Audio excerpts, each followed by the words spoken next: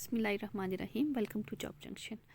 उम्मीद है आप सब खैरियत से होंगे। आज हम बनाएंगे यम्मी एंड क्रिस्पी फ्राइज़, हर घर के फेवरेट। 1 किलो आलू लेंगे, उन्हें अच्छे से धोएं, पील ऑफ करें और हुशक कर लें। अब हम इनकी कटिंग की तरफ आते हैं।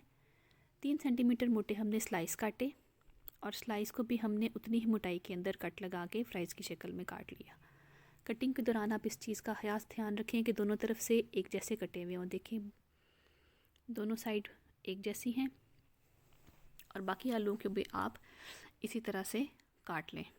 कटिंग जितनी खूबसूरत होगी उतने ही ये देखने में प्यारे लगेंगे। तमाम आलू आप इस तरह से काट लें। अब इनको हमने एक बड़े बर्तन में शिफ्ट करना है और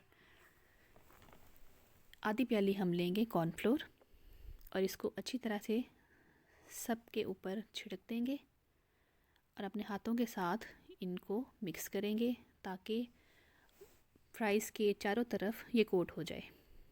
जब कॉर्नफ्लोर अच्छा सा चारों तरफ कोट हो गया इस तरह से, तो हम इसको 10 मिनट के लिए सेट होने के लिए रख देंगे। इस दौरान हमने ऑयल को रखा हीट होने के लिए। इसका टेम्परेचर चेक करने के लिए हम इसमें एक फ्राइज़ का पीस डालेंगे, चेक करेंगे ये सूटेबल टेम्परेचर है। अब इसमें बाकी फ्राइज़ भी हम डाल देंगे।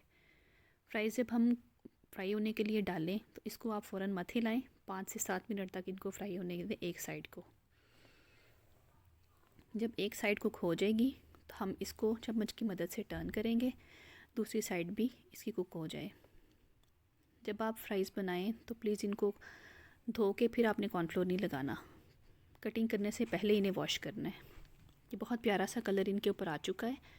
अलग अलग से हैं, लंबे लंबे से और मुनासिब मोटाई के साथ बहुत खूबसूरत लग रहे हैं देखने में। खाने में भी बहुत मज़ेदार हैं, बहुत क्रिस्पी हैं। इनको डिश आउट करें। ये हमारे फ्राइज़ खाने के लिए बिल्कुल तैयार हैं। अगर आप लोडेड फ्राइज़ पसंद करते हैं तो मायो, केचप, चिली गार्लिक या बारबेक्यू सॉस उसके साथ आप इनको लोड करके खा सकते हैं। ज़रूर ट्राई कीजिए और रेसिपी पसंद आए तो लाइक और शेयर कीजिए। चैनल सब्सक्राइब कीजिए। अल्लाह हाफिज़।